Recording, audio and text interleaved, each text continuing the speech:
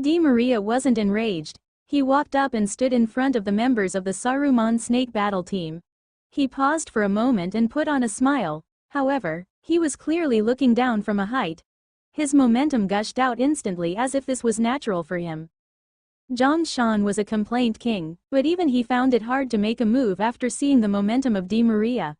If he started scolding when the other party hadn't even opened his mouth, that would be really uncouth.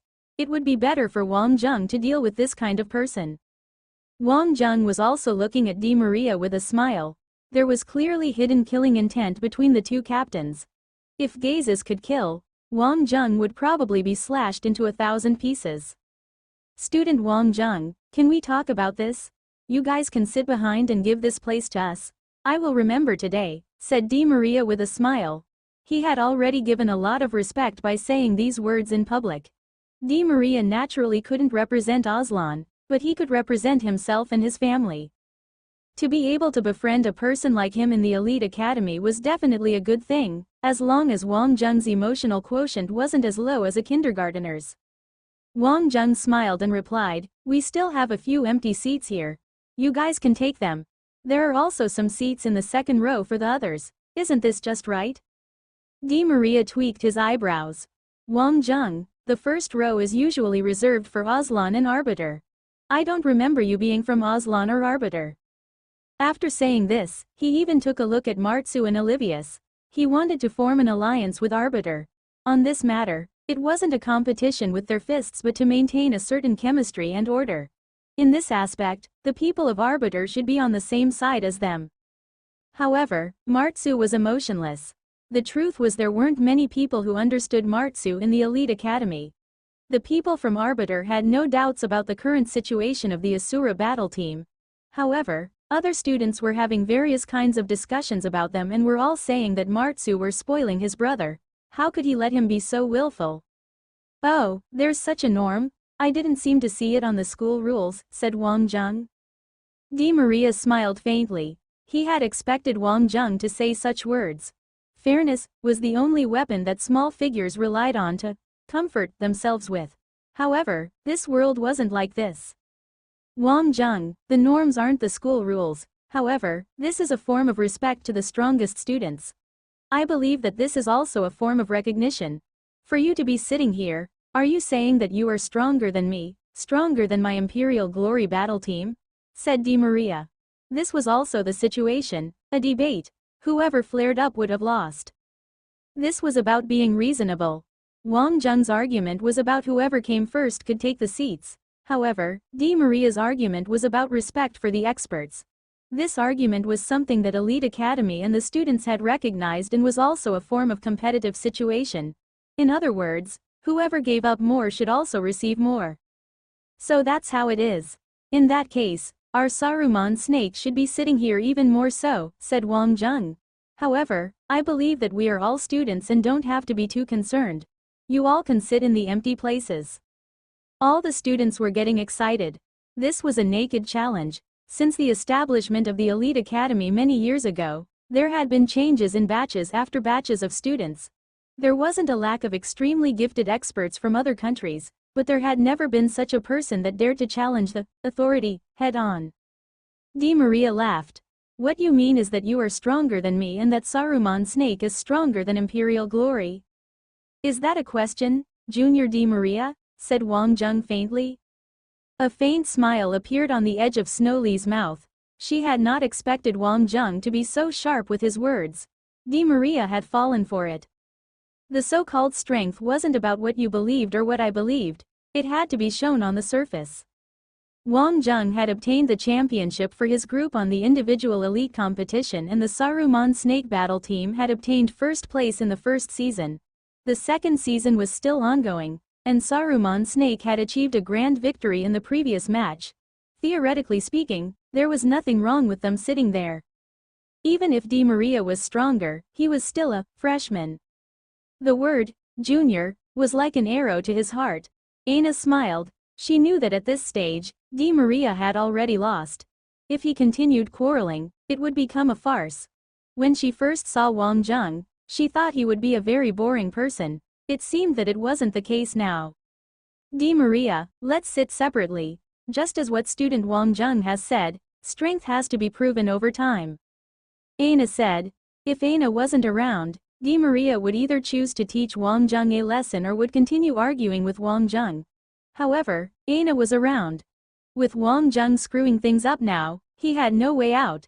This had tarnished his glorious image in front of Aina. Moreover, Di Maria was a noble and knew clearly that a person that always just went with the flow wouldn't even enter Aina's eyes.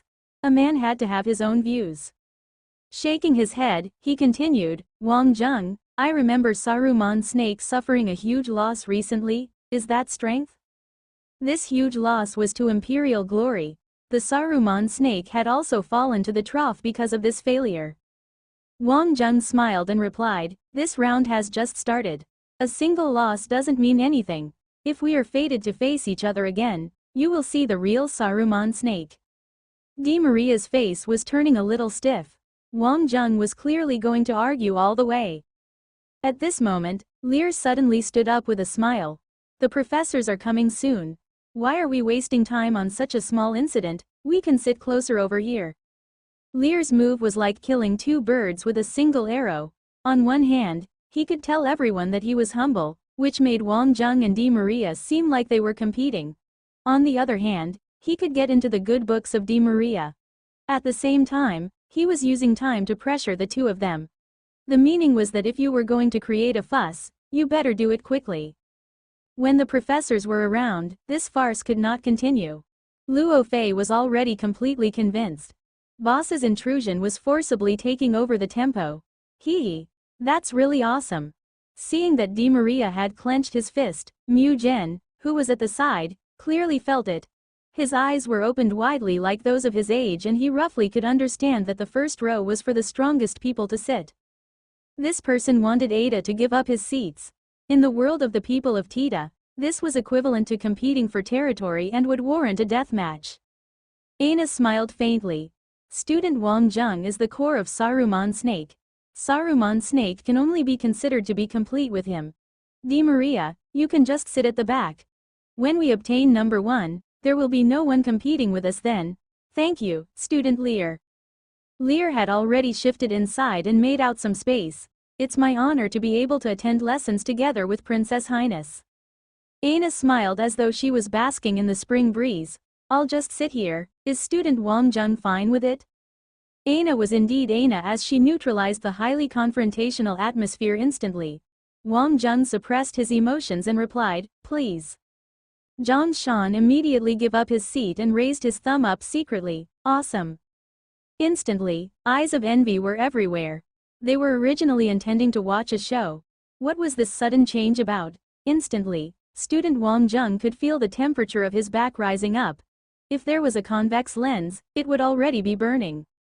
Lear was a little embarrassed, but he still had the level of an Oscar winner. He was still maintaining his smile as Di Maria and the rest sat down. At least Lear had given Di Maria a platform to move back. Aina sat beside Wang Jung naturally and with poise. She represented Aslan, and what this meant was that Aslan was still sitting in the first row. However, she recognized the previous performances of Saruman Snake Battle Team. As a true expert, the Imperial Glory Battle Team led by Hakatalan had indeed not produced the expected performance. Student Wang Jung, do you dislike Aslan? Asked Aina suddenly. When Aina sat beside him, Wang Jung's memory couldn't be suppressed and it gushed out. He was even a little unwilling to take a look at Aina. He had crawled out from the verge of death on Tita time after time. Truthfully speaking, human life was too fragile and too brief. Sometimes, it was really a little conflicting. Wang Jung didn't reply. This made Aina feel a little bottled. The truth was she admired Wang Jung. This was also because of Weiyan. She hoped that it would be healthy competition and wouldn't turn into something else. Logically speaking, this person shouldn't be that petty.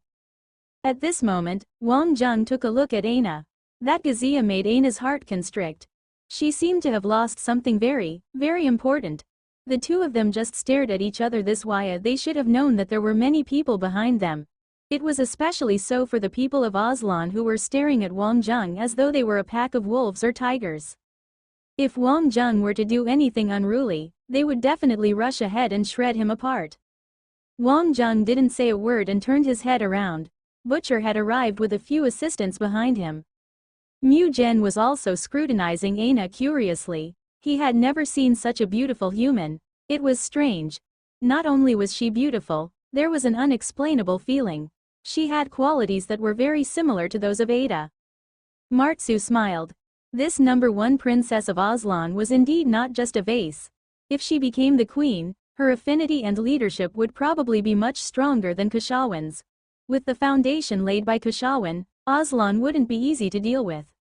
The elite academy had the qualities of an elite academy. When Butcher had arrived, normalcy returned instantly. Booker's assistants placed the equipment down. Butcher took a look at Wang Zheng and Aina on the first row and smiled faintly.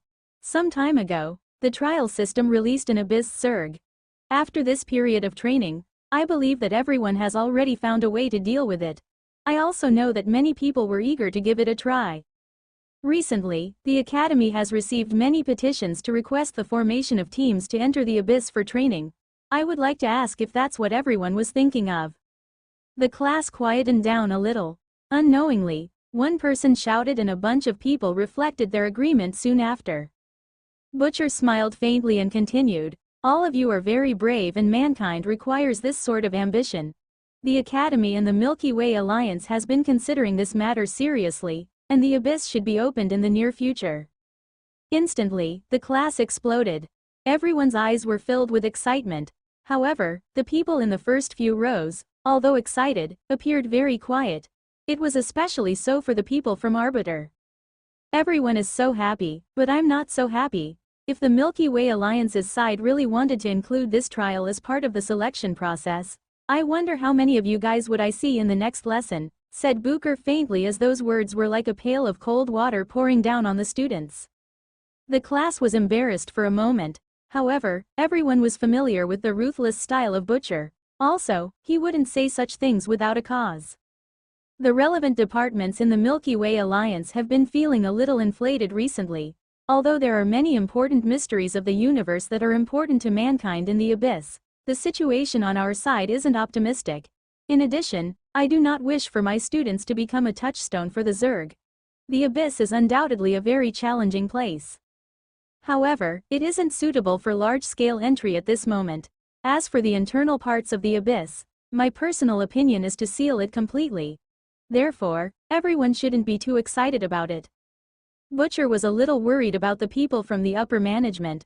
Long-term peace and smooth sailing had resulted in these people being too free, and they wanted to explore the internals of the Abyss? Booker did not find this a good idea at all. After working with the Abyss Zerg for so long, he always felt that the intelligence of these Zergs weren't low. The exploration and information gathering by the military had been too smooth recently. A while ago, Booker was also rather happy. Following Li Yizhou's diary, the military had obtained a large amount of valuable information. Even he felt a little over the head and thought that the opportunity for mankind had arrived. However, after he calmed down, Booker suddenly had a creepy feeling. However, he did not have actual evidence and could only argue based on reasoning. Yet if the students were to submit their petitions one after another, this would make his position a little awkward. Aina raised her hand and Butcher nodded his head. Aina smiled faintly and continued, "Teacher Butcher, the Abyss is indeed dangerous, but for the future of the Milky Way Alliance, if we don't possess an adventurous spirit, where would the future of mankind be?" Aina's words received the recognition of many students. They weren't silly and were thinking that they were not being sent to their deaths. On the contrary, they were most unwilling to die. They would become the pillars for their respective countries. Only a dumb person would enter the Abyss and be sent to their death. Nonetheless, the adventurous spirit of students shouldn't be suppressed. Mankind had relied on this impulse to advance. Booker smiled. "Wang Zheng, you have been to the internals of the Abyss. What do you think would be the results if you all entered the Abyss with your current strength?" Wang Zheng smiled bitterly. Butcher wasn't kind. Wasn't this making him the public enemy of the entire academy? However, the practical situation was that even with the protection of the military, there weren't any hopes. Moreover, back to the root of the problem, Wang Zheng did not hope that the military would take this risk. They were facing an opponent that was just the tip of an iceberg, so rushing in brashly wasn't a good choice. However, the problem was that only he had returned from the central region of the abyss alive.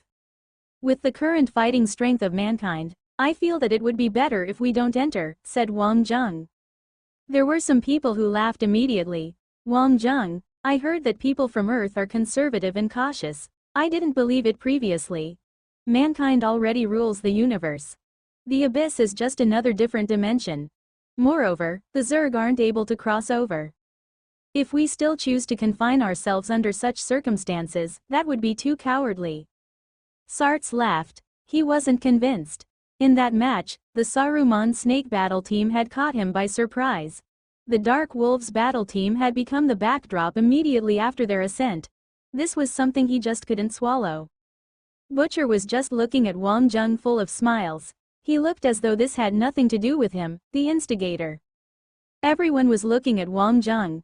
As the representative of the rebels, Wang Zheng's performance was a little cowardly. Wang Zheng was rather calm instead. What I meant is that with the standards of the students of Elite Academy, entering the core region of the abyss would be a one-way ticket. I'm not saying that we should not find information on the enemy. The Zerg race and mankind have been entangled for so many years. Since the large-scale invasion of the Zerg, it has already been hundreds of years. This isn't the usual style of the Zerg race. Although I don't know what had stopped the Zerg race, based on their habits and characteristics, they would definitely not give up. Making a bold conjecture, this abyss might just be one of their baits. Even if we want to take this bait, we should also maintain our clear mind. Wang Zheng said. In this aspect, his views were consistent with Butcher's. The two of them knew the Zerg too well and therefore feared them. One had to fear to be rational.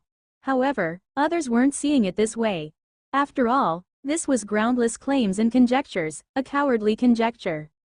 The Zerg race isn't a failure. From the previous time, mankind could no longer be considered with the same barometers. If the Zerg race were to invade, the Aslan Empire would be the pioneering troops and would be enough to withstand the Zerg race, said Di Maria proudly. When these words were said, the people of Arbiter weren't happy. Martsu smiled faintly. Wang Zheng, what is the basis of your claims? Things got interesting once the one from Arbiter had spoken. Logically speaking, the people of Arbiter should be those who hated Wang Zheng the most. However, the situation didn't seem to be the case. The type of tentacle monsters that we have defeated, to put it more accurately, is a simplified version of those in the abyss. Those low-flying tentacle monsters aren't strong in battle. However, the real tentacled monsters possess flying abilities in the high skies. Their fighting strength would only be higher and not lower. Basically speaking, once they appeared, they would be in groups. The numbers I have seen were more than 1,000. This is just the tip of the iceberg. Wang Zheng, your words are a little exaggerated just to raise an alarm, said Ren. If the Zerg have such fighting strength, why haven't they attacked us? This was also what everyone wanted to know. What he said was contradictory to his previous words. Wang Zheng didn't continue with this topic. This type of tentacled monsters should be considered as rather low level among the Zerg. There are also stronger Zerg generals. These are even scarier than level 3 Zerg and possess lightning-like tunneling abilities.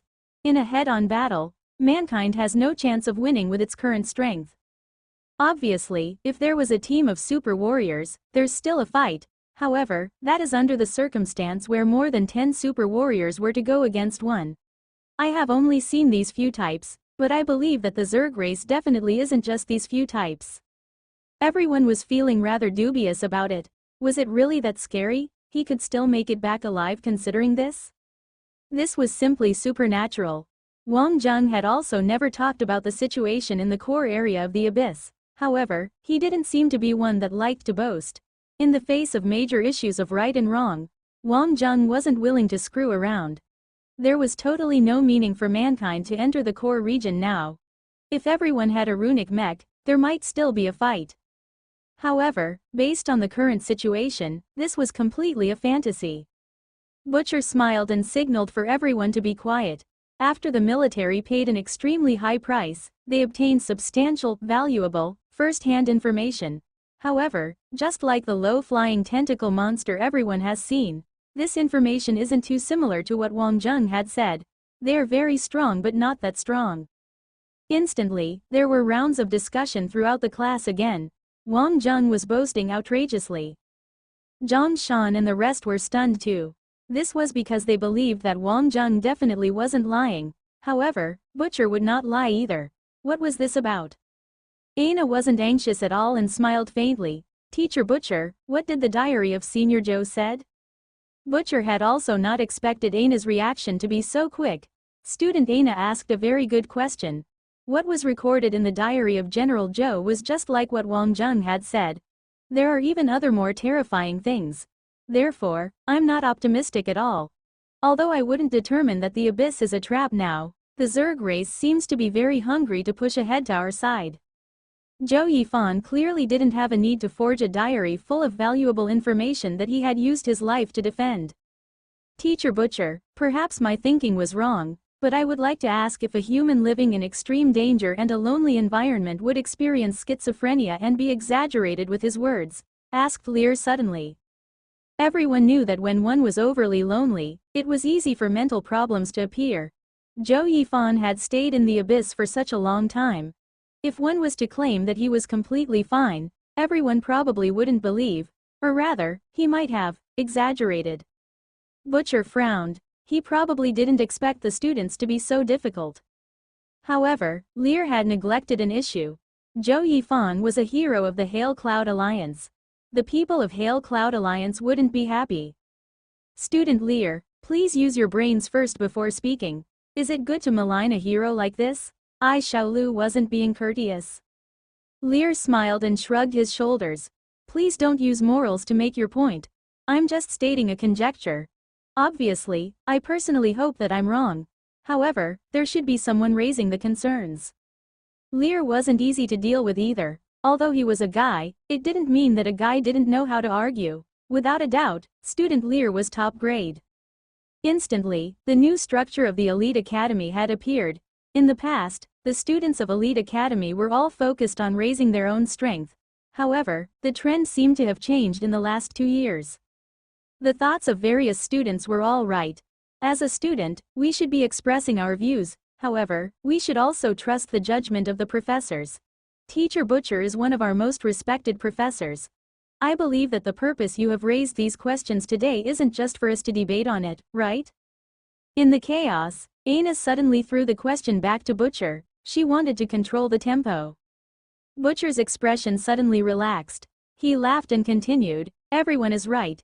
As students of Elite Academy, we cannot just spread what we heard.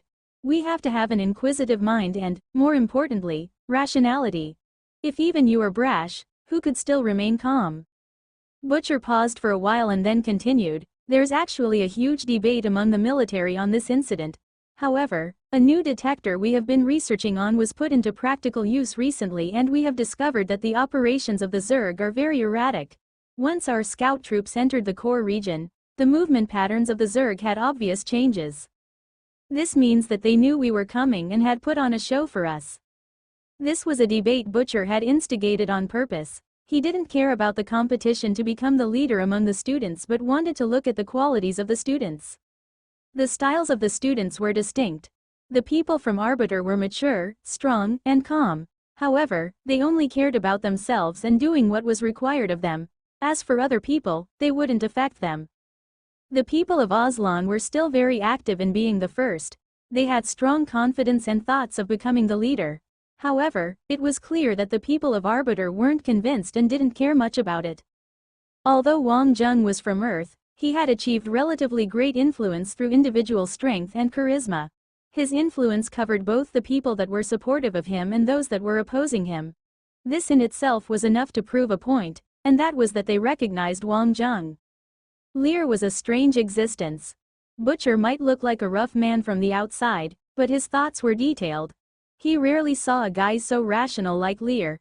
There were really too few people at his age that were able to not rejoice in material gains and not to woe in personal losses. He also had full control of his own emotions. This type of person would either go down in history or be condemned by posterity. The Aslan princess, Aina, was indeed someone formidable. She might seem easygoing but was actually in full control of the tempo. Together with her advantage as a female, She demonstrated a strong stance that was hard for others to resist while still seeming gentle. Butcher naturally knew about the international affairs. The existence of this princess could greatly showcase the influence of Aslan and could even garner more good feelings. Since she had entered the elite academy, the atmosphere had been different. However, Butcher also knew that the biggest problem for a woman would be their views on love, and it would be the same for the Aslan princess. Butcher had been teaching in the elite academy for many years. The elite academy had never been as tumultuous as now. These young brats might not have noticed the importance of these experiences to their future. Butcher had really released a lot of information kept with him today. It would seem that the security level on the relevant information had been released, and the main objective today was to talk about his knowledge on the formation of the Abyss and the situation with the Zerg. Everyone can now see the 3 regions that we know about. Basically, the external region of the Abyss that we are controlling consists mainly of level 1 Zerg. Nonetheless, this region is still within control. A portion of the students from Elite Academy have visited this region too. The second region is the middle region and is what we commonly refer to as the front line. This is also the mining area. There will be battles erupting from time to time between the army and the Zerg race in this place. However, with the support of our base, we can break even and push ahead steadily. Over the last few years, we have also practiced restraints and did not attempt to delve deeper. However, the accidental encounters of Wangjung had revealed the third region to us. That place is also the central region of the Abyss. The demonstration map showed an endless space, and the region got redder the deeper one went. There would be level 2 Zerg once one approached the front line of the middle region, and their fighting strength would also become very astonishing. Everyone was staring at Wangjung. After all, Wangjung was the only one who had made it back alive from that darned place. No amount of words were more convincing than practical actions. Butcher played some videos of the war scenes in the middle region, and the students went silent immediately. It was especially so for those students who were full of confidence before. The fearsome fighting prowess of the Abyss Zerg was already known by everyone. However, if these Zerg were to come in groups together with level 2 Zerg, or even a level 3 Zerg as leader occasionally, the situation would have been very terrifying. Butcher didn't play too many videos and only chose some to get his message across. Over these years, the Allied troops have paid a very painful price in order to gain a stable foothold in the Abyss. This isn't simply for the mineral reserves in the Abyss but also to understand the hidden enemies. We have discovered a regular pattern, and that is that the redder the fog of the area, the higher the chances of seeing a high-level Zerg appearing. In places where the red fog is not so dense, the level of the Zerg will also be lower. This is also why we have been able to occupy certain areas. However, after these years, we have also discovered another problem. The Abyss is growing and the red fog is gradually getting thicker. Butcher opened a magnified map, and this time, no one dared to make hasty comments. Butcher also gave the students some time to digest this information. If anyone has any questions, you can ask them now. After a short period of silence, Aina was the first to raise a question. I wish to know if the third region of the Abyss core belongs to the same space dimension as the previous 2 regions. Good question. Butcher clapped his hand and pointed at Wangjung. You can explain it to everyone. The reason why I'm making him answer is not only because Wangjung has been to the core of the Abyss. He is also one of the few authoritative figures in the study of physics, especially in the aspect of space dimension. A single sentence from Butcher instantly pushed Wangjung to a new height. The way everyone looked at Wangjung changed. There might have been rumors about it, but when Butcher gave such a high assessment personally, it would have completely different meaning. Wangjung switched on the laser pointer of his Skylink and pointed at the screen. The Abyss is not merely a 3-dimensional space, and for the so-called front line of the middle region, even if we continue to push ahead, we might never see the edge of it. The core region should be part of the layer of the 3-dimensional space of the Abyss. With the current spatial technology, we could go there as long as we can find the coordinates. The core region of the Abyss is in an unstable dimension. In other words, the rules of space are more lax.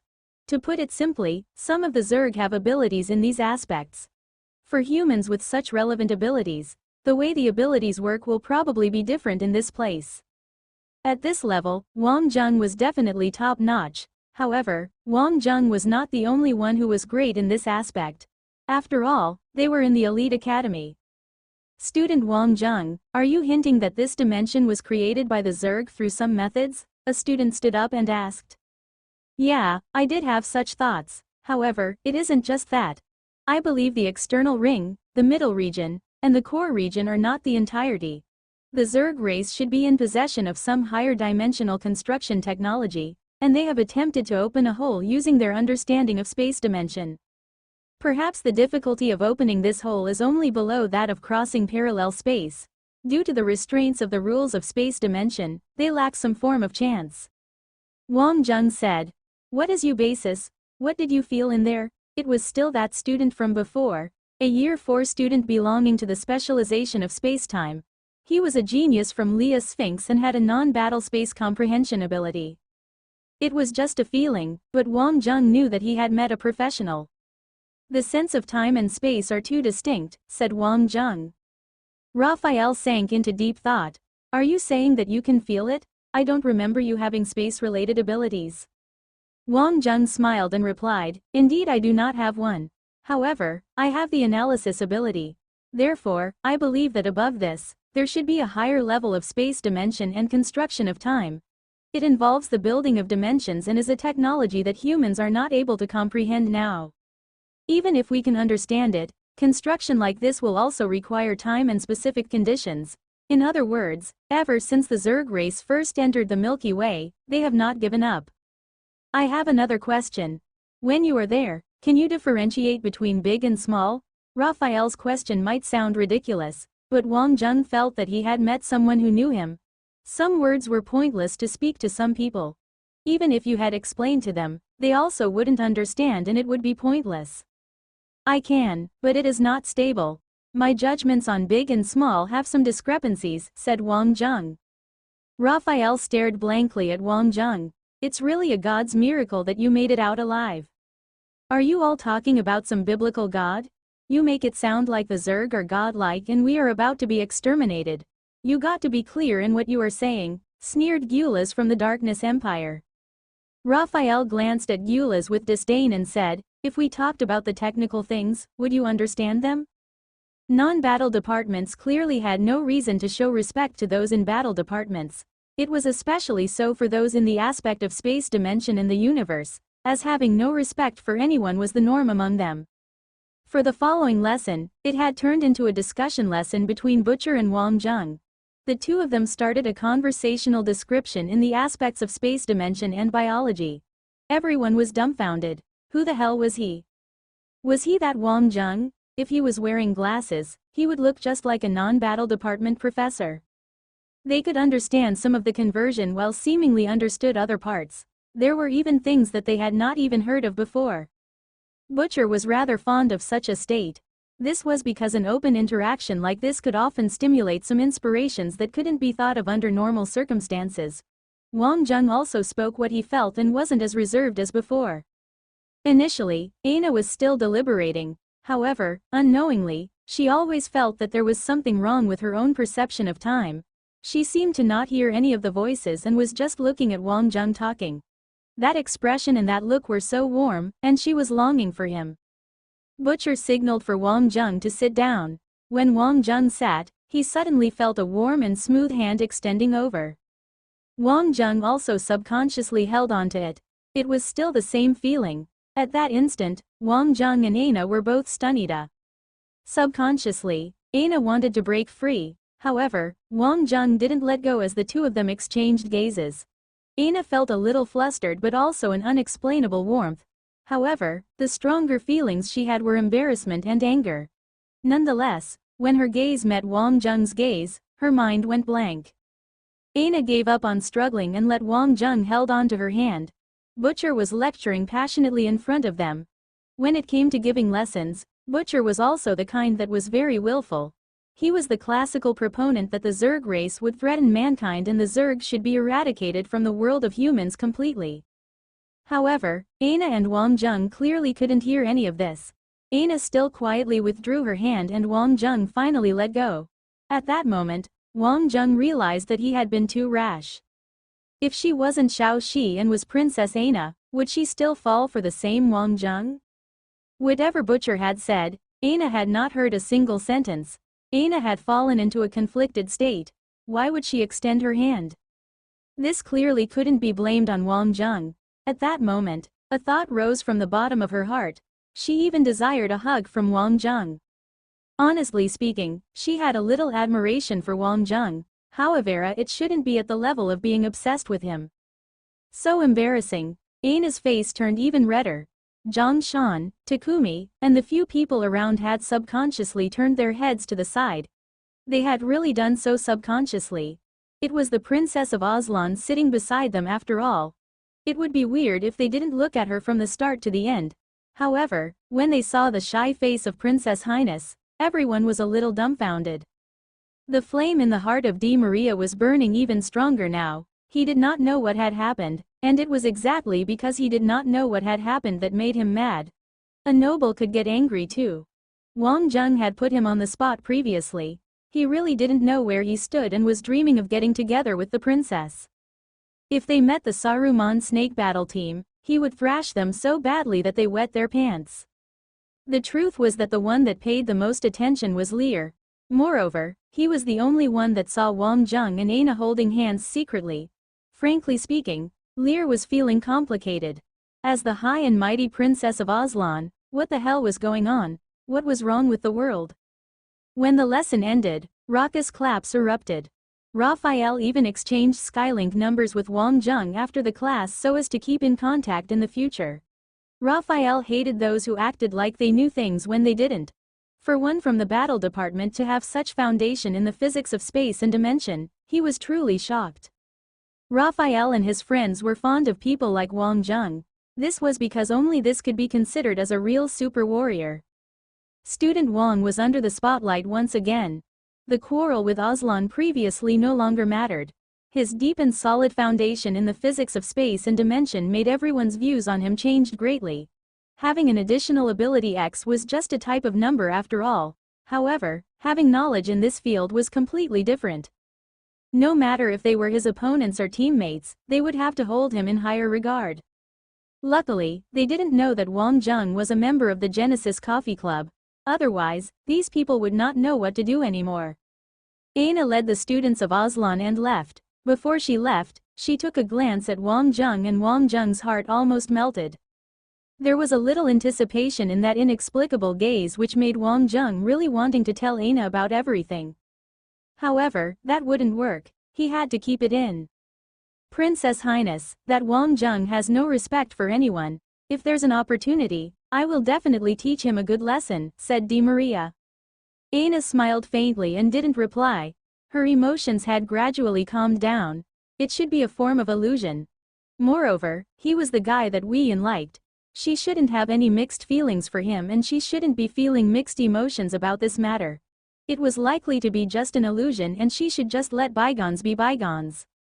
Di Maria, Aslan's strength isn't from words. On the one hand, we need to show dominance, but on the other, we need to avoid becoming the target of scorn. Otherwise, how different are we from Arbiter? Aina said, you are the captain of Imperial Glory and should learn from the lessons of Hakatalan. Yes, Your Highness. Di Maria had recovered his composure. Wang Jung wasn't as easy to deal with as he had imagined and was even a captain. He was not too bad, considering he had defeated Hakatalan in an individual match. Hakatalan could be considered as one of the 10 experts among the younger generation of Aslan and shouldn't be belittled. Know your enemies and yourself and you would win 100 battles in 100 wars. He needed to understand Wang Jung deeper, especially his weakness. Di Maria smiled. This was because there was someone that could help him. When it came to the saying, a mountain couldn't accommodate 2 tigers, no single planet illustrated it better than the Earthlings. As for Lear, he would be willing to work with Di Maria. This wasn't limited to this aspect but also on a broader scale. For example, the matters on Tita Star. This was where the elite academy was frightening. One's level would decide how far one could reach. If one could graduate from elite academy, even if one was the most average person, he would also be well respected outside. It was especially so when it came to international affairs. The identity of being classmates in elite academy would often have greater influence than a committee member. After a day of lessons, Wang Jung still couldn't forget the match between Tempest and Dendi. Although they were his opponents, they could still be friends when they were not dueling. It happened to be Takumi's birthday and therefore he had invited them. Initially, he had not expected Tempest and Dendi to come. However, when Wang Jung proposed to have a gathering, Tempest and Dendi were both very happy. The members of the two battle teams had also arrived. In just a moment, it had become livelier. Takumi was also very happy. Obviously, the final outcome was him being pressed into the cake. Mu Gen was the happiest of all. Many things in the lives of humans were fresh and interesting to them. The next day, the Academy announced the schedule of the third round of competition. Imperial Glory Battle Team vs Dark Wolves Battle Team. Asura Battle Team vs Ice Fire Battle Team. Saruman Snake Battle Team vs Dynasty Battle Team. Eagle Battle Team vs Star Leah Battle Team. Undoubtedly, the most exciting match would be the one between Saruman Snake and Dynasty. This was dubbed as the Derby match of the solar system.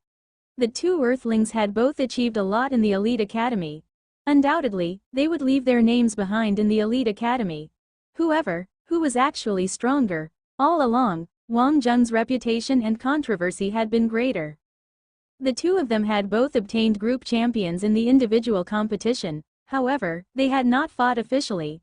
Although the Saruman Snake Battle Team had better results, the Dynasty Battle Team was more stable. This was the first head-on battle between the two of them. The members of the Dynasty Battle Team would not feel too much about it, but Luo Fei was stunned. It had to happen after all. The meaning behind the match between Wang Jung and Lear wasn't just simply about winning or losing. There were still many things between the two of them. Nonetheless, practically speaking, the current Wang Jung was on a roll. Lear had no chance of winning, and once he failed, the influence would be great. Before the victor and loser were determined, it would always be 50-50 chance. However, it wasn't such a case now. Headache. However, when Lear saw the schedule on the Skylink, he was very calm and composed. It seemed that he was brimming with confidence. Rest assured, boss. I will definitely finish Zhang Shan off in this match. The fatty knew that this was not the time to show weakness. Moreover, he was still very confident in dealing with Zhang Shan. Even if Zhang Shan was more ghostly or could run faster, the fatty knew that he got to finish him off. Otherwise, Lear would not spare him. Lear smiled faintly and said, "What do you think are our chances now?" The fatty was stunned for a moment and was trying to figure out the meaning behind Lear's words. Should he be saying the truth or not? On Earth, due to the competition between Zeus College and Ares College, this match had already drawn unparalleled attention. It wasn't about conquering and ruling over the Milky Way Alliance. Based on the management on Earth, people were more fond of first determining who the boss was. From IG to Elite Academy, the battle for supremacy between Wang Jung and Lear had reached a critical point. As the two most well-known military colleges on Earth, the competition had always been very intense. However, with the strong performances by Wang Jung and Lear on the international stage, these had ignited the burning desire for glory among the people from Earth. The match between the Saruman Snake Battle Team and the Dynasty Battle Team would be the first time Wang Jung and Lear would face off against each other. The topic on who would be victorious had already made countless students feel crazy. In Ares College, Principal Xiao Fei would definitely not let this opportunity slide away. She firmly believed that Wang Jung was much stronger than Lear and that he would definitely win this battle. Therefore, the college definitely wasn't showing weakness in the pre-battle publicity. Xiao Fei let the students have free rein over how they would like to raise the publicity level. This battle would also have great influence for Ares College in the military aspect. Clearly, this was sensationalizing the battle. As a military college, strength was obviously still important. However, this college also needed to be attractive to draw in outstanding talents. Because of Wang Jung, Master Xiao Fei could at least not worry about recruiting students. As for now, what Ares College had to do was attract more elites. The crisis of Tita Star had been resolved and the King Company had finally entered a stable phase. Xiao Fei had also gradually let go of the operations and managed them together with Yi Zisu. She was worrying about another matter currently. On that day, Xiao Fei met an unexpected person. He was her idol, the target and role model that she had been chasing after. He was a Nobel physicist and was also the noblest scientist of the current generation, Alan Tucker. He was a legend, and this guy was, surprisingly, still alive. Although this person did not talk about it, Xiao Fei still believed in her judgment. She had finally understood why Wang Zheng had such an astonishing physics foundation and outlook. There was only one person in the world that could do it, and there was no one else. With regards to Wang Zheng, Xiao Fei couldn't describe her feelings. He was her student, business partner, a man, a friend, and others. She only knew that they would be entangled for life. The appearance of Old Merchant had revealed a new side to it. In this world, there's the existence of an organization that was terrifying and strong. In this world, there were actually numerous such organizations, and Xiao Fei at least knew about many of them. Which countries didn't have some secret organizations under them? However, the one Old Merchant told her about had a history of several centuries and went beyond the national level. It had control over tremendous resources and technologies and had infiltrated into various countries, including the solar system and Earth. No one knew its objectives and its roots. A scientist like Old Merchant had managed to hide from the Milky Way Alliance but still failed to hide from this organization. The truth was, it didn't matter to Old Merchant. This organization had the technology, funding, and even unimaginable strength. He had even thought of using his own strength to help Wang Zheng achieve his goals.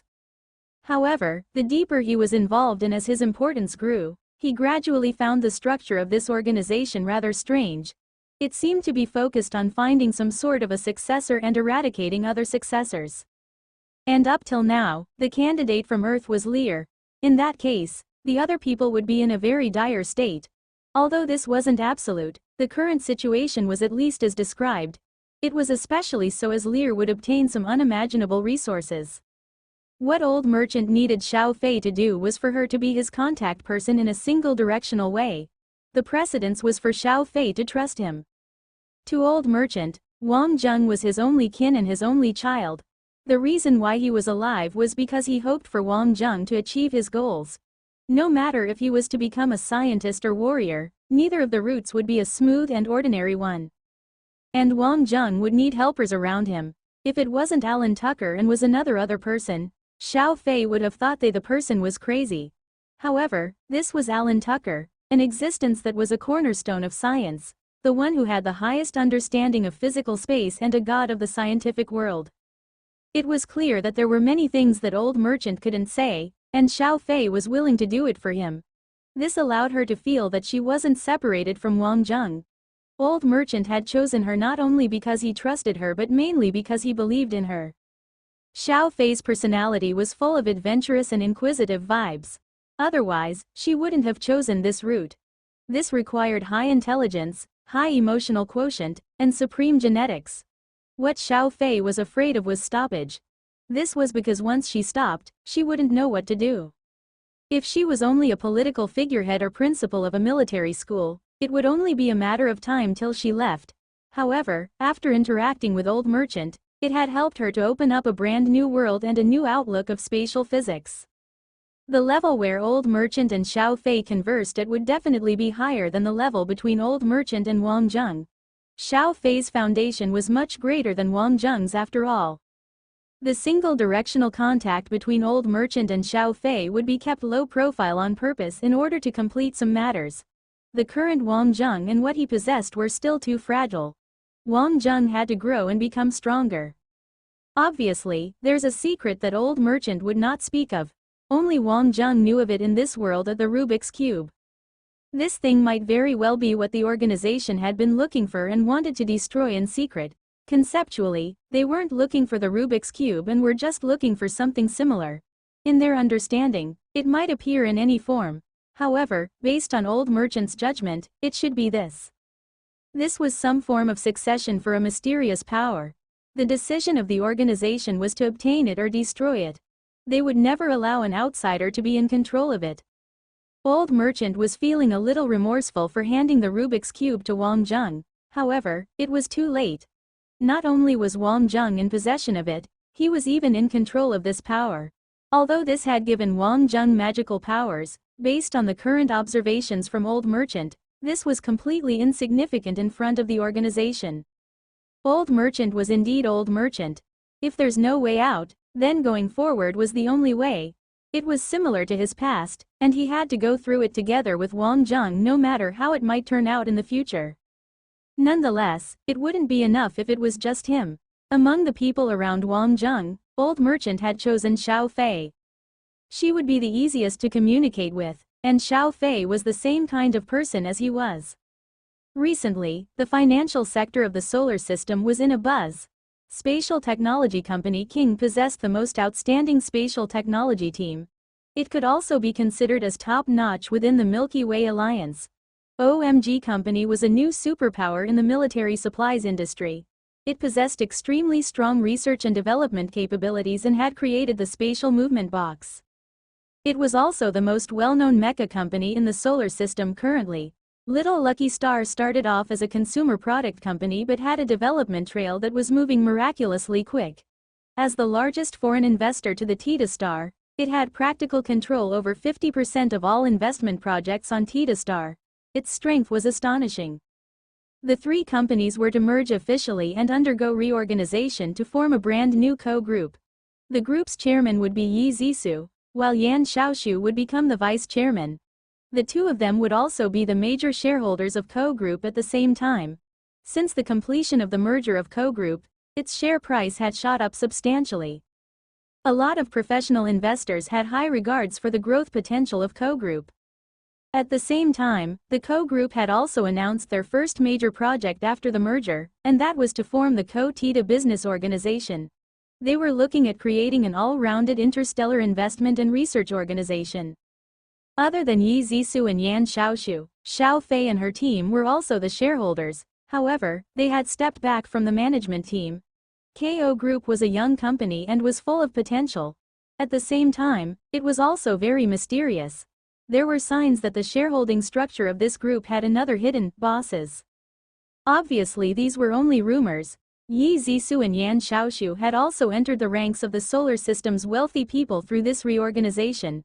At the same time, they had become the buzz of the moment. Yi Zisu could still barely qualify as a wealthy second generation. Her title of genius designer was also well known outside. As for Yan Xiaoshua on Earth, where there were lots of local tyrants, he had completely become a legend.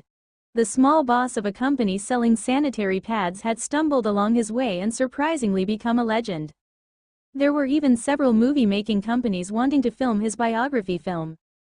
Ya Xiaoshu was well received by the people from the moon. This was because his wife was from the moon. Moreover, the way they met and eventually went down the wedding hall were also a great tale. Being well received by others was clearly very important to the KO group. Because of the two of them, Ares College was in the limelight for some time again. This had made the finance specialization of Ares College become very popular. The students were all interested in how to become the next Yan Xiaoshu. Such miracles were indeed rare. The Co-Group had also openly announced that they would be giving priority to the juniors of Ares College to enter the Co-family. At the same time, KO Group's projects on Tita Star also required a large number of talents and welcome teenagers who had the drive to join them. One should try out new things when they were still young, as they could only possibly achieve something if they do so. Tita Star had remained weak for years, but they were on the rise now. It was definitely a place filled with opportunities. Leveraging on the buzz of this reorganization, KO Group introduced the Tita Star project at a very opportune moment. The practical implementation for this project required a large amount of manpower and talents. They would also need to increase the control over these people, and it would naturally be better if these people were affiliated to them. There was clearly no lack of people on Earth. This type of employment opportunity had also caused Ares College to be really popular. This had actually resolved multiple problems that Xiao Fei had imperceptibly. What Xiao Fei had to consider now was her next step. Her field was undoubtedly in the scientific field. In other words, it was about the Genesis Coffee Club. It was about time for her to look deeper for opportunities. Therefore, Xiao Fei had planned to head to Inner Roland for a trip and intended to bring along some students from Ares College. Once this suggestion was announced, the entire college erupted. Everyone desired to go to that legendary place, even if it was just to take a look. As Inner Roland had plans to welcome exchange students from targeted military schools, this matter was, in fact, part of the plan. However, Xiao Fei wished to enter that place through the Genesis Coffee Club as she was one of the members. As for whether she would visit Wang Zheng, only Xiao Fei herself would know. Nonetheless, this matter alone was enough to excite the proactivity level of the entire college. It was also enough to demonstrate the powers of Xiao Fei. For a principal to command respect, she would have to do something. It was especially so if she wanted her students to be convinced about her. At least in this aspect, Zeus College was completely no match. As for the once popular Apollo College, they had fallen behind greatly with the rise of Wang Zheng and Lear in recent years. The main reason was because they did not have a source for students. Naturally, this was referring to the outstanding students. Currently, all the outstanding students had been recruited by Ares College or Zeus College. It was even so for students from Mars and the Moon. The foundation and culture of Earth couldn't be matched by an uprising planet once Earth demonstrated the explosion of powers after their rise. In the elite academy, Wang Zheng, Achilles, and Lai Xin were rehearing their strategies. The Dynasty Battle Team wasn't weak. Lai Xin used to be with the Dynasty Battle Team. Although the two Mayans did not speak much, the strength of the Mayans was undoubtable. In the battle with the Saruman Snake Battle Team, Lear would definitely give it his all.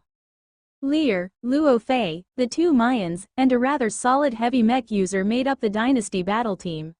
The truth was that in the aspect of heavy mecha, there was barely any difference unless one was stronger to a certain extent. Otherwise, the decisive factors on the battlefield would have nothing to do with the heavy mecha. The strength of the Saruman Snake Battle Team and the Dynasty Battle Team lay in their warrior position. If Saruman Snake had their strongest lineup this time, they would still be an edge above the Dynasty Battle Team. It would all depend on what kind of tricks Lear had up his sleeve. It doesn't matter what tricks he has. The obvious strength is all clear for everyone to see. Our chances are higher. Zhang Shan was very excited. It wasn't just a day or two that Zhang Shan did not like Lear. Achilles smiled faintly and said, "Zhang Shan, Lear is not so easy to deal with. I have been competing with him for many years." Wang Zheng was pondering about another matter. The truth was, there was someone in the Dynasty Battle Team with terrifying strength. It was just that he did not give his all each time and hid behind his disguise. Would he give it his all this time? If he did, the situation would immediately change. Luo Fei, that fatty was the X factor. His real strength was definitely not something that Zhang Shan could deal with. However, no one knew if Luo Fei's condition could be used in such battles.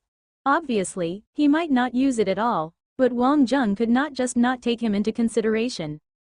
When facing the Dynasty Battle Team, Mu Zhen couldn't possibly take part. One could say that the Mayans were the natural nemesis of the giant mech. Achilles, Lai Xin, Zhang Shan, and Takumi. As long as Luo Fei did not perform well, it was a clear victory. Wang Zheng, you seem to be worrying about something. The Dynasty Battle Team does not have much chances of winning, laughed Lai Xin. Wang Zheng smiled and replied, after dealing with Lear for so long, we cannot afford to underestimate him. Moreover, Luo Fei might look wretchful, but his strength shouldn't be underestimated. Just relax. Leave that fatty be. I might not be able to deal with others, but I can handle him, replied Zhang Shan confidently. Wang Zheng was also feeling a little helpless. It seemed that he needed to have a good talk with Zhang Shan. However, Zhang Shan's Skylink rang at this moment. After looking at the contents, Zhang Shan was stunned. Lear and Luo Fei have gone for a mission and will be missing the match against us, said Zhang Shan. Ison has just received news that the two of them have left Inner Roland. After preparing for this battle for some time, Lear had actually played this hand, running before the battle? Achilles and Lai Xin looked at each other. Thesa really was his style. During the Academy X in the past, when Achilles was basking in all the glory, Lear had been like this. Now that they were in Elite Academy X, Lear was still the same. This the group could only shake their heads. D*MN, that shameless guy actually chose to be a deserter. Zhang Shan was clearly annoyed. He thought that he could finally thrash Lear, but he had no backbone at all. Achilles and the rest weren't like Zhang Shan. Some of the things that Lear actually did were terrifying. At least Lai Xin and he were unable to do the same. Wang Zheng had also not expected things to turn out like this. Nonetheless, though Lear was able to run this time, he would not be able to run forever. Lai Xin was just an observer.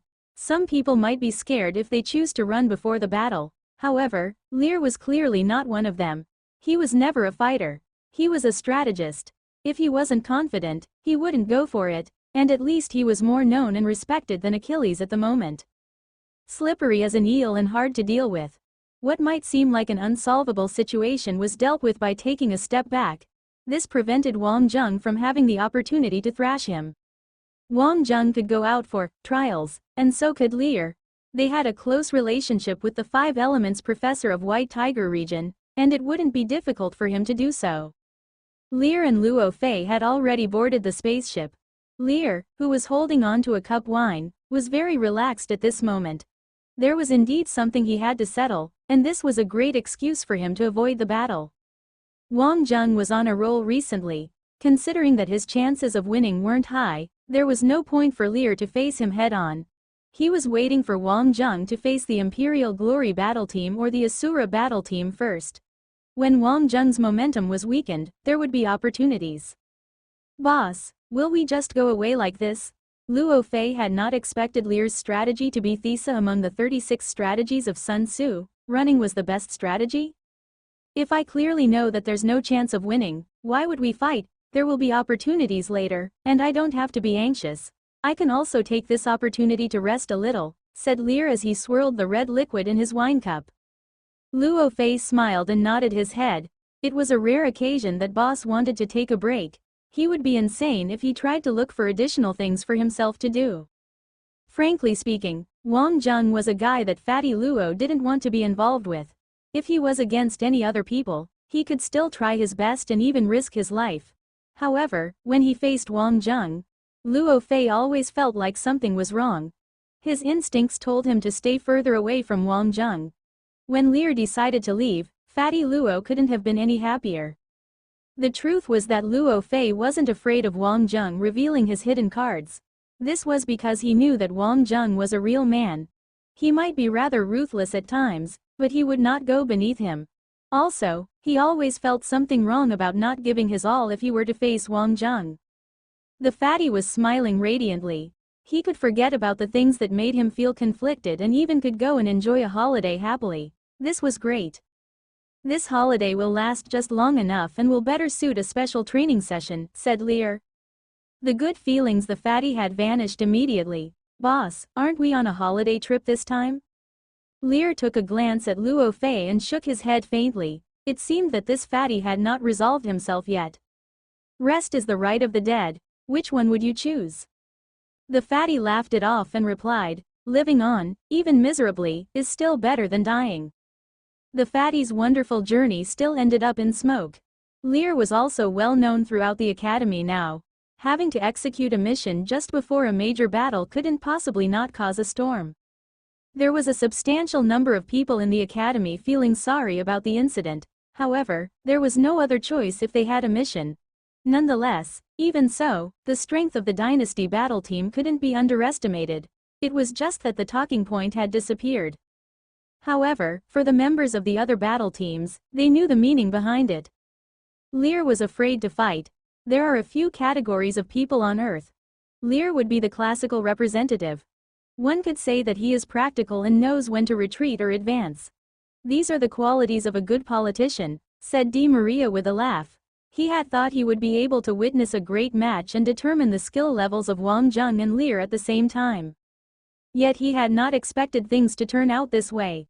Based on the current situation, Wang Zheng's momentum is indeed overwhelming. Coupled with that superb move, Lear's choice was indeed smart as he avoids exhausting his team, said Lu Dai. Wei Yan was a little unsatisfied. This should be considered a cowardly move. Everyone was stunned and couldn't contain their smiles at the moment. The Princess Highness was right on point. Ignoring those messy factors, Lear was indeed a coward. Aina caressed Wei Yan's hair and said, "Lear is really good at changing his standpoint based on the circumstances. This is actually a good thing. We, Aslan, like this type of person. If all of our opponents are like this, our Aslan strategy will not face any obstacles. Aina didn't complete what she was saying, but the meaning was crystal clear. A strong country wasn't afraid of such cowards. Moreover, Aslan specialized in dealing with people or countries that adopted such styles. They would be most afraid of people like Wang Zheng or countries like Tita. Di Maria nodded his head. That guy approached me by his own will and is probably trying to ride the waves with us. I might as well just play along, as I feel that he can provide us with quite a number of things too. From the very start, Aslan had not placed people like Lear in their eyes. Moreover, the humble attitude that Lear was so proud of was seen as an inferiority complex in the eyes of the people of Aslan. They are great at making use of people like him but would never really respect them. This was because he had behaved like a servant from the very beginning. Over the years, Aslan had specialized in making use of people like this, so now their methods were rather mature. That type of person would never become their opponent. However, Wang Zheng was different. In the eyes of people standing at different levels, he would be seen differently. Lin Weiyan was just following her instincts, while Aina was able to see through it clearly. A person like Lear could endure, and this was a good thing. He might be able to reach a certain height but would find it difficult to achieve great things. This was because he didn't even dare to face such a small challenge. Mankind had to undergo through ups and downs in order to see the rainbow after the rain. At the training area of the Asura battle team, Martsu was sparring with Olivius. Such scenes were getting more common recently. Olivius was increasing his training, and such sparring made it easier for the results to show. Lear has chosen to hide. What do you think of this? Martsu asked during his break. As the elder brother, Martsu had always appeared cold. As a result, outsiders had thought that there was some conflict between this pair of brothers, or at the minimum, Martsu had no compassion. However, the truth was that the people of Arbiter just had a different way of expressing their love. I don't like people like Lear. He's despicable and difficult to deal with. However, on a strategic standpoint, this was a rather good way of solving the problem. I know this guy well. He is meticulous, great at plotting, and his greatest strength is being able to endure things that others often can't. He has the qualities of someone who can achieve big things. If Lear was here and heard the appraisal of Olivius for him, he would also be delighted. Who would have expected the appraisal of Arbiter on him would be so high? However, the one who is the most terrifying is still Wang Zheng, said Olivius after he had drank a mouthful of water. These words were probably what Lear wanted to hear most. Martsu smiled and continued, there are clear signs that the solar system is rising, and our family is also considering future strategic relationship. There's nothing to worry about with people like Lear. His inferiority complex is clearly engraved to his core. On the other hand, Wang Zheng seems like the kind that will yield no matter what and is full of resilience. If we are to meet at this stage, I'm ready to act. Olivius had gone silent as he really wasn't confident. Martsu was thinking of suppressing Wang Zheng's momentum. The unprecedented level of fierceness emanating from his core had even made the Arbiter feel pressured. Martsu could no longer allow him to continue changing ahead this way. As for Lear, Martsu did not have him in his eyes. It wasn't that enduring was equivalent to cowardice. It had to depend on what kind of matter it was related to. If it was relating to something big, enduring the shame to try something new was undoubtedly the right way. However, Lear had used such efforts on such a small matter so that he could avoid embarrassing himself. This was clearly a small matter. Even the people of Arbiter weren't afraid of embarrassing themselves. Speaking of which, Lear was the classical representative of people from Earth who saw illusory honor as precious as their lives. However, Wang Zheng was a little like the Arbiters at his core. It was just that the people from Arbiter didn't have that strong a desire in them. Martsu had called it desire, but it wasn't the kind of emotion that made one crazy. It was something that could bring out one's strength. All along, Martsu had been observing. However, when Wang Zheng returned from Tita this time, he could no longer sit back. At this rate, Wang Zheng would leave an indelible impression of invincible in the minds of everyone in the elite academy. Once this impression was formed, it would be difficult to erase it in the future. This was because he had clearly felt such a change from Olivius. Although Olivius was confident in facing Wang Zheng in battle, he had started to admire this person more and more from his core. If there was an opportunity to work together in the future, Olivius would likely not reject it. This was exactly what Martsu was afraid of. Taking a broad view of the history of mankind, those who could conquer their opponents were terrifying. It was especially so if the process was done subconsciously. One could call it a charismatic personality, or leadership. Martsu wanted to erase this trend, and he couldn't allow him to grow and become a threat to Arbiter. Lear didn't mind what others might say about him. More accurately speaking, he didn't mind how the weak saw him. He had ways to fool them and misdirect them. However, these little tricks of his would be a huge discount on his appraisal in the eyes of the strong people. He had already lost the rights as an equivalent existence. It wasn't just Arbiter and Aslan. The members of the Dark Wolves, Starlia, Icefire, and Eagle battle teams all looked down on Lear to some extent. Truthfully speaking, if it wasn't for Wang Zheng's existence, they would have belittled the people of Earth by implication. Lear had always thought that he was smart, but sometimes he was too smart for his own good. He saw all others as fools, but how many of the members of these battle teams actually had extremely low emotional quotient? Tempest and Dendi had a little admiration for Lear initially. Lear had shown great personality and had his own thoughts. However, this incident had completely changed their views. One wasn't afraid of him being smart, but for him to use his intelligence on such a small matter, it was too meaningless. Tempest and Dendi could be considered as losing in every battle they fought but insisted on fighting on despite each defeat. They had not spent their intelligence on matters like this. A genius who saw others as fools was actually the real fool. Something good might unexpectedly happen from a misfortune. Moreover, this type of recognition would not be spoken but rather kept in the minds of everyone. On the spaceship, Lear, who was tormenting Luo Fei, clearly didn't know about the exact opposite views people from the upper echelons of Elite Academy and the outside had on him. He was still feeling satisfied over his great intelligence. This was the Milky Way Alliance and the world of mankind. It wasn't just a small piece of land within the solar system. On Lea Sphinx, the actions of Jasper and Laurel for the formation of the TITA business organization weren't well received by everyone. It was especially so among the core members of Karuna Business Organization, and they were rather unhappy about Laurel. The Karuna Business Organization wasn't a business organization per se but possessed certain functions of one. It provided everyone with a platform for business opportunities and had gathered their resources to form an influential political force in Lea Sphinx. Privately, they were known as the Little Committee. Everyone didn't have any faction relationships and knew restraints when doing things.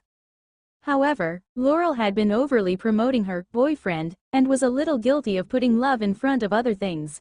In addition, she had been pushing for this project from the solar system a little too highly currently. This had resulted in some divided views within the organization. Nonetheless, they had to give Laurel some respect. There was no point in causing a fuss over such a small matter at the moment. Even those who were thinking of replacing Laurel were not doing so, at least not till the project had collapsed. TITA Star was a great place for investment, however, it wasn't the case for everyone.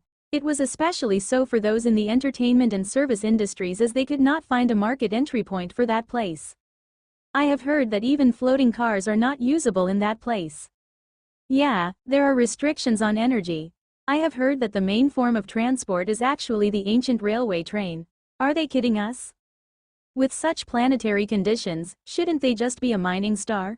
Those TITA people could have sold their minerals to Aslan or Arbiter and proceed to another planet to purchase land for immigration. They could even avoid a war by doing so. With the generosity of Aslan, they might even get a small satellite planet. Can't they just be a mining star? Moreover, they would have been able to establish their country, enter the Milky Way Alliance, and become allies to Aslan. These were classic examples of speaking were easier than doing. It might sound like a great idea, but which child would be disgusted with his mother for not being good enough? How many children would actually abandon their biological mother and leap into the embrace of a stepmother? However, no one would pay attention to these comments made based on personal interests. As long as these comments were beneficial to them, they would have regarded those as great. As for those comments that might hurt their interests, even though they were not directly affected, they would also lament about them. At the very moment, Laurel was in an afternoon tea activity. Although it was called an afternoon tea, it was, in fact, a very important activity. Those people that she would be meeting were all important officials or distinguished guests. Laurel, regarding the hunting activity tomorrow, are you sure that you will not be coming? Arahan was playing with the crystal-clear teacup in his hands. He raised his head, took a glance at Laurel, and understood her intentions of coming immediately. However, it was a pity. He didn't feel anything about the Tita business organization. Laurel smiled faintly and looked at the grayish hair of Arahan. This was one of the trademarks of the Burlett family. I have some friends to entertain tomorrow. That's a shame. Nonetheless, what kinds of friends? Arahan smiled. The reason why he wasn't interested in the Tita business organization was because he felt that Laurel had gone a little overboard this time. From his perspective, the business opportunities on Tita Star were indeed great. However, if he was in her shoes, he would definitely not expend so much effort in doing it. The key issue was that they weren't in the controlling seat. With their standing in the Milky Way alliance, why should they support a stinky brat from the solar system? This wasn't an issue with money but an issue of status. Laurel used to be a very understanding lady. Why did her intelligence fall by so much when she was in love? Within the circle, there were many people waiting to see Laurel make a joke of herself. It was especially so for some of her past suitors who had seen her walking closely with Jasper. Although there weren't any concrete news up till now, the two of them had been spotted acting intimately numerous times. Moreover, based on the current situation, although the development of the Tita business organization looked bright, it wasn't a reasonable return compared to what Laurel had contributed till now. They are the other higher management of the Tita business organization.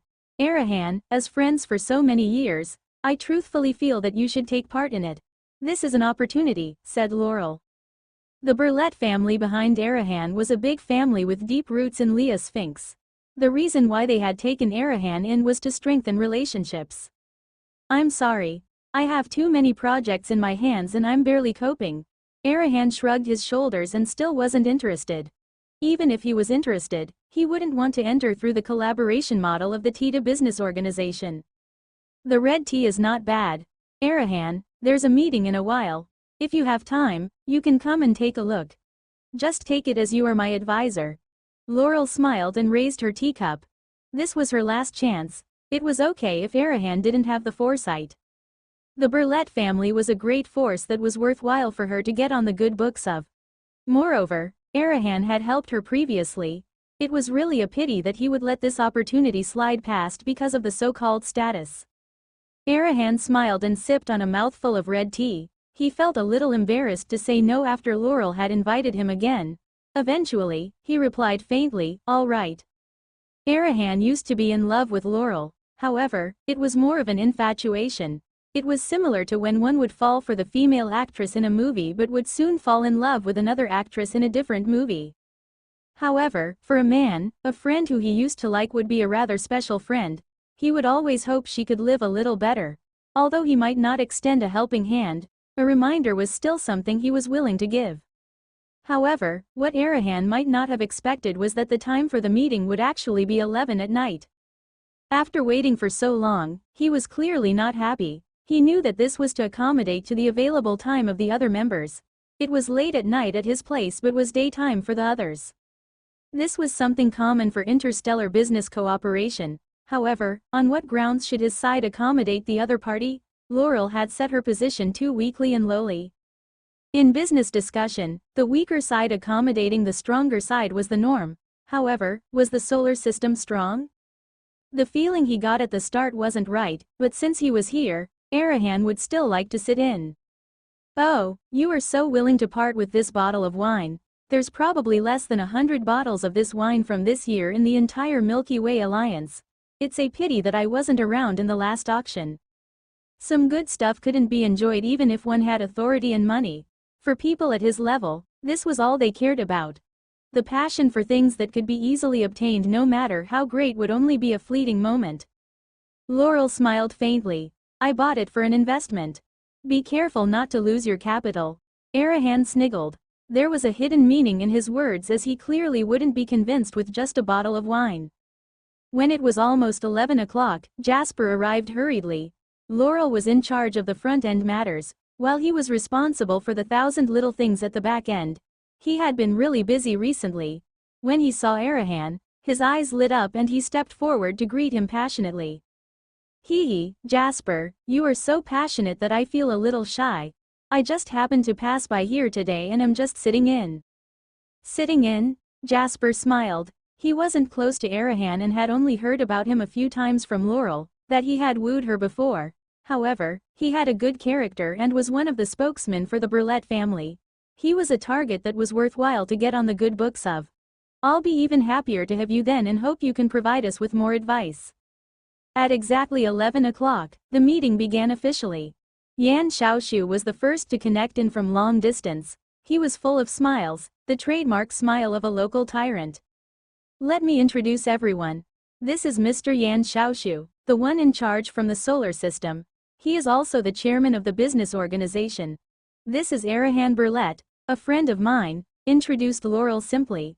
The meeting today was for everyone to meet one another and didn't involve any practical work. Arahan was a little shocked when he saw Yan Xiaoshu. This guy had a creepy smile. Was he trying to act cool? He looked just like a small shop owner along the streets. Although the solar system was a little weaker, it shouldn't be to this extent, right? Arahan was starting to regret staying behind just for a bottle of wine. Just so he could observe the silly smile of this guy, he might as well go diving in the seas to look at jellyfish.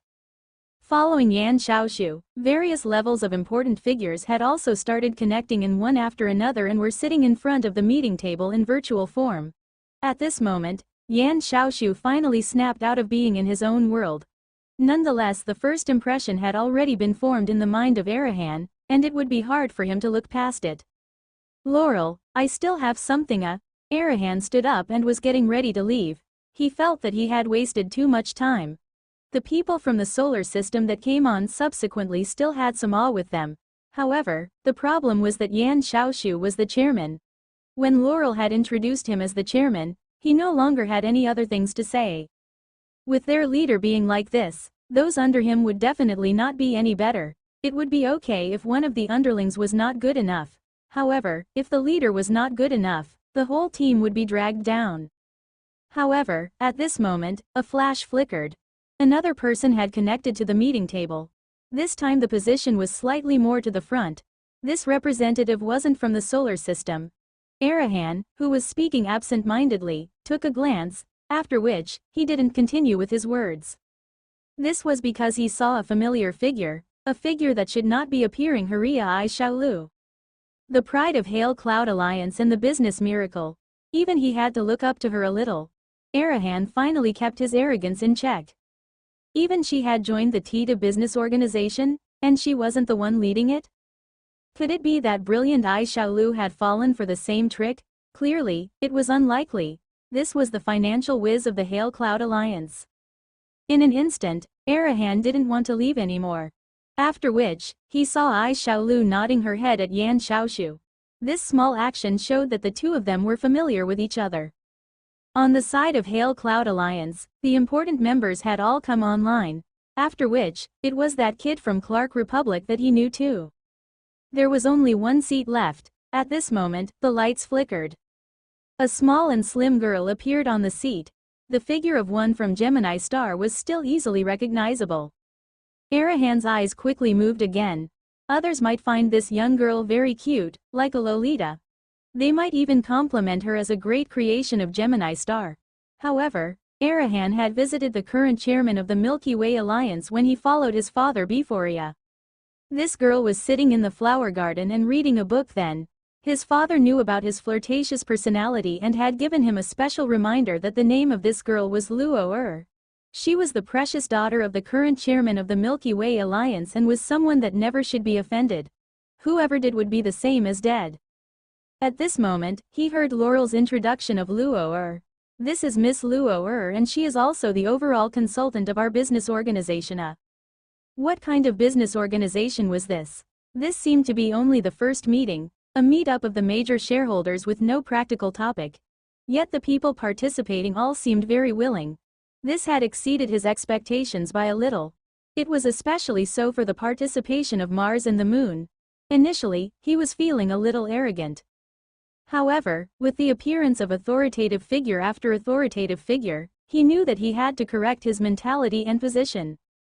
Arahan was feeling a little interested now. It didn't matter if this matter wasn't profitable. What was more important was that he needed to leave a good impression on Luo. This world was simply too big. Therefore, it would not stop spinning just because someone was missing. Even at Wang Zheng's level, once he left the elite academy, everyone would be mesmerized by a new hero. People like Lear would drop off from the sight of others at an even greater speed. In fact, the discussions about the dynasty battle team had died down substantially. Basically, no one was paying attention to this once the battle started. When Wang Zheng wasn't around, no matter if there were compliments or critiques, at least the general consensus for this team was positive. As the third round of battles commenced, the strong teams were still strong and the Imperial Glory battle team was going to face the Dark Wolves battle team. Sartz was not going to make the same mistake as before. When facing an opponent that was stronger than oneself, one had to strike first. This was the cause of the previous defeat that Sartz had concluded. Therefore, he wanted to use the same strategy on the Imperial Glory battle team. He wanted to showcase his domineering aura. Di Maria was finally going to participate himself. To put it more accurately, this was the strongest lineup for the Imperial Glory battle team and had included Heracles. Overall speaking, the Dark Wolves battle team was indeed like a pack of wolves. The multiple stacking group ability X's made this team's battle prowess in group battles unparalleled. Moreover, they possessed the capability to make the first move. Obviously, even after considering all these factors, the Imperial Glory battle team still had the opportunity to win. It was just that for Di Maria, he wanted to prove himself. He wasn't doing this for Aslan. Once they went on the field, the battle strategy of the Dark Wolves battle team was very clear: to press on as they pushed closer. Even if the opponents were Imperial Glory battle team, there was nothing to be afraid of. The Pack of Wolves strategy was considered to be invincible in team battles. In a head-on fight, the Dark Wolves battle team was afraid of no one. The practicality of Slauberg's darkness screen ability was terrifying. Different from the situation in the previous battle, Dark Wolves battle team was the team that pressed ahead. These insane abilities were stacked layers by layers as they charged straight into the formation of the Imperial Glory battle team. Although Imperial Glory had ample preparations, they still seemed too careless when facing such an attack head-on. Other than Heracles' Phantom King, which could go wherever he wished, all the members, including Di Maria, were drawn into the blow of the attack. Sartz wouldn't want to miss such an opportunity. He wanted to finish them off in one breath and not give his opponents an opportunity to catch their breath. However, something unexpected happened.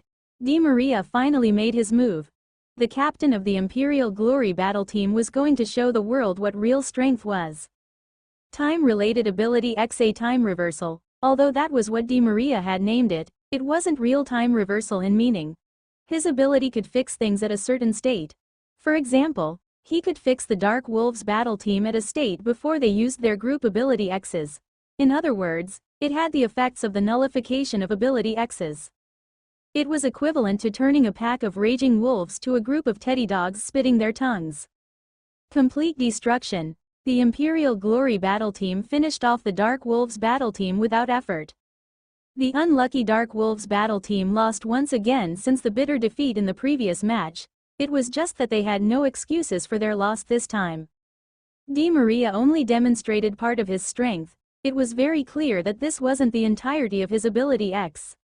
Among all the ability X's, those that exceeded space-related ability X's were only time-related ability X's. This was Di Maria, the captain of Aslan. This was also why Hakatalan didn't have to feel conflicted about leaving, as he was completely no match for Di Maria. Aslan's pride had a basis. After this match, Di Maria's popularity completely peaked and exceeded that of Wang Zheng's, Olivius, Martsu, and the rest. No matter how raucous the cheers outside the battle area were, Di Maria only wanted to see the smile of the Princess Highness. However, the princess only gave a faint smile. This was only a victory of the Imperial Glory battle team, so she wasn't too emotionally affected. As the #1 princess of Aslan and the future queen, she would have seen everything one might have seen. She would also have seen things that one might not have seen. Despite the strong performance, it still wasn't enough to touch the soul of Aina. This was also why some people felt that it was impossible when they learned that Aina had fallen for Wang Zheng. Since they held hands previously, Aina had been trying to avoid looking Wang Zheng in the eye. It was similar to a kid that had stolen sweets to eat. When Aina could feel Wang Zheng's gaze at her back, her expression wasn't as composed anymore. What is this guy trying to do? Why does he keep staring at me? Aina also felt a little shy and angry, but there was nothing she could do. His eyes were on her body. However, student Aina, don't you know that everyone is looking at you? The second match was between Asura and Icefire. The new captain of the Icefire battle team finally erupted.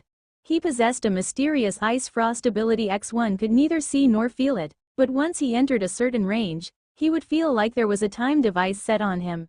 The pilot would receive some form of shockwave. The energy shield couldn't defend against it. The Icefire battle team fought an indirect battle revolving around Ren ability. Asura clearly wasn't prepared. No one had expected Ren to have such an ability, so they were really at a disadvantage this time.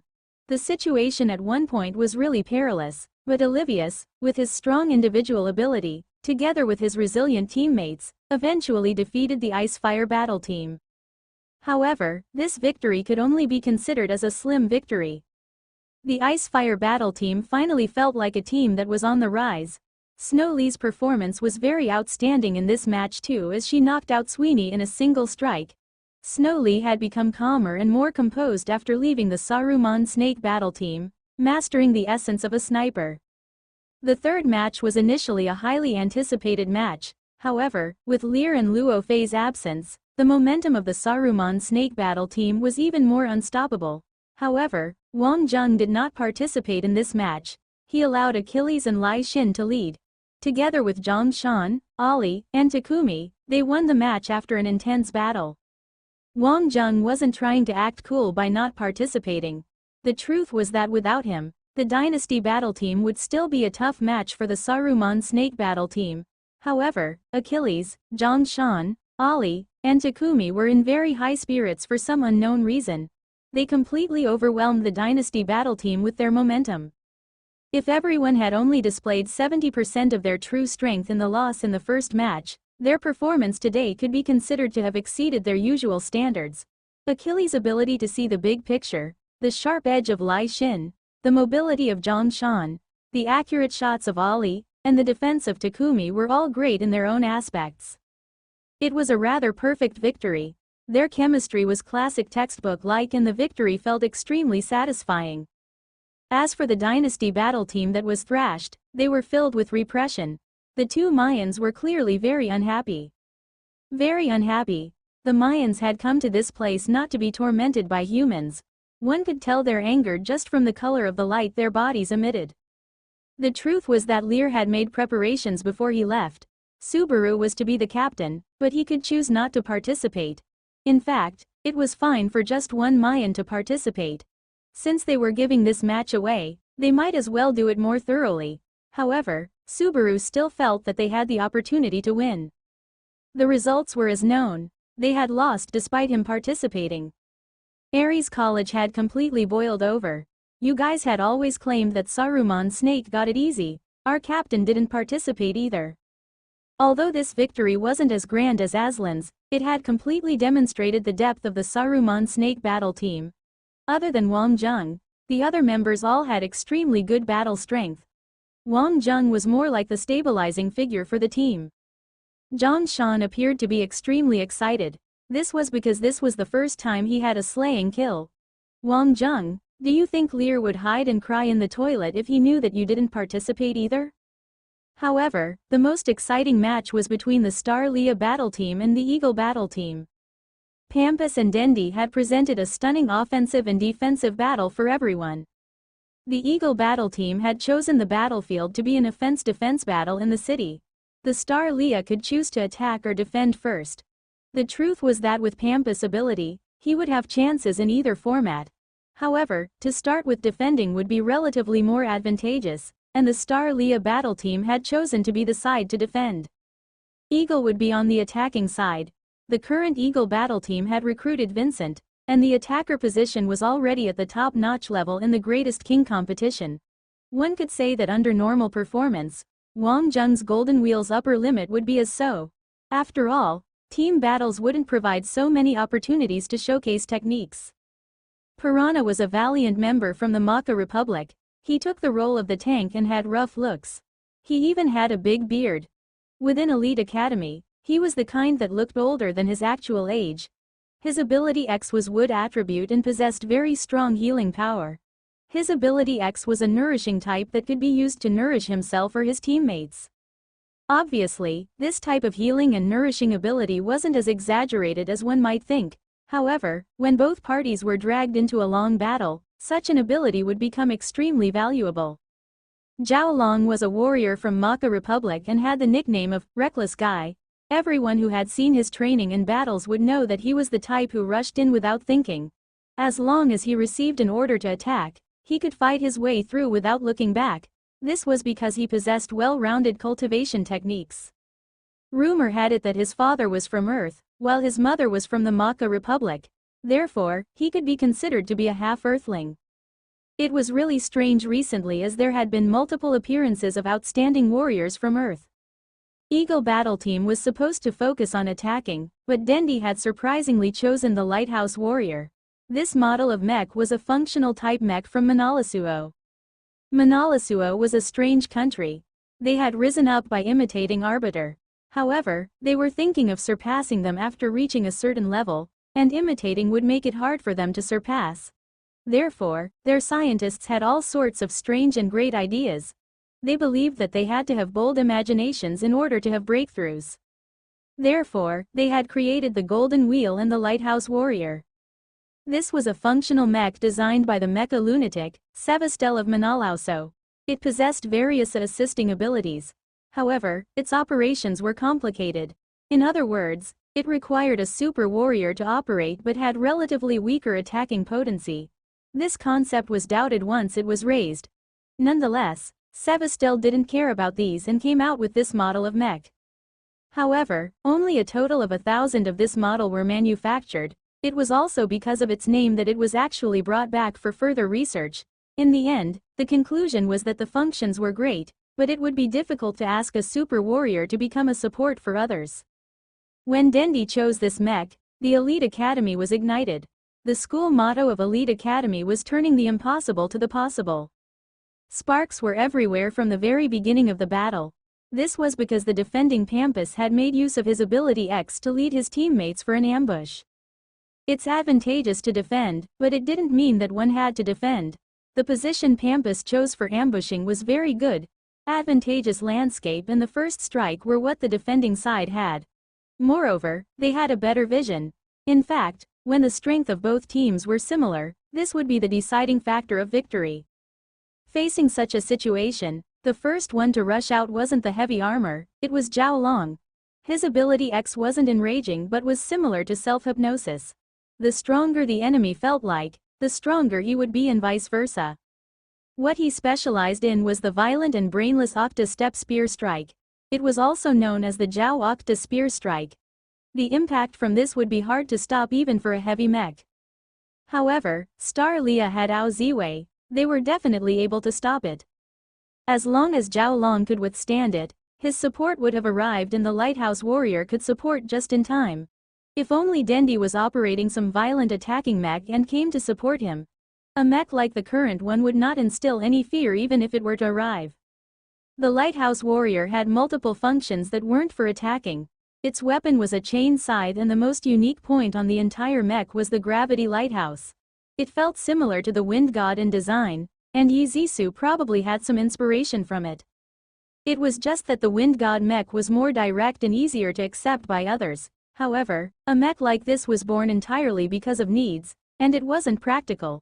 Chain attacks were relatively weaker and harder to control. The device Gravity Lantern was a little weak. Some countries might have adopted some parts of it and developed an external device for regular supporting mech.